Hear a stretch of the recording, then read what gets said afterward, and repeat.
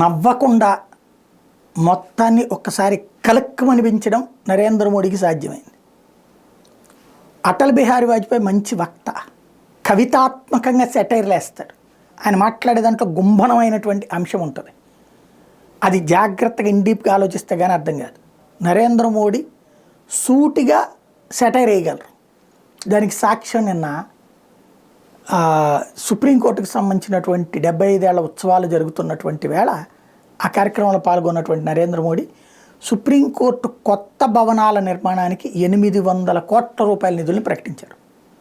అత్యాధునికమైనటువంటి వస్తువులతో ఉండాలి ఇది అని చెప్పేసి 800 కోట్లతో ఈనాటి కాలమాన పరిస్థితులకు అనుగుణంగా తయారు కావాలన్నట్టు అని అక్కడ ఒక సెటైర్ వేశారనమాట.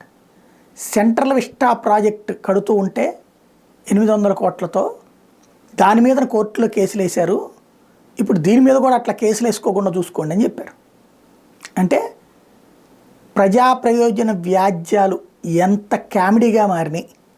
పాలనా వ్యవహారాల్లో జోక్యం చేసుకోవడానికి ఎవడో ప్రతి ఒక్కడో సిద్ధపడుతుంటే కోర్టులు విలువైన సమయాన్ని తీసుకెళ్ళి అట్లాంటి ప్రచారపు యావగాళ్లకి టైం ఇస్తూ ప్రజా ప్రయోజన వ్యాజ్యపు విలువని దెబ్బతీస్తున్నటువంటి దశలో ఈ స్టేట్మెంట్ ఇచ్చారు.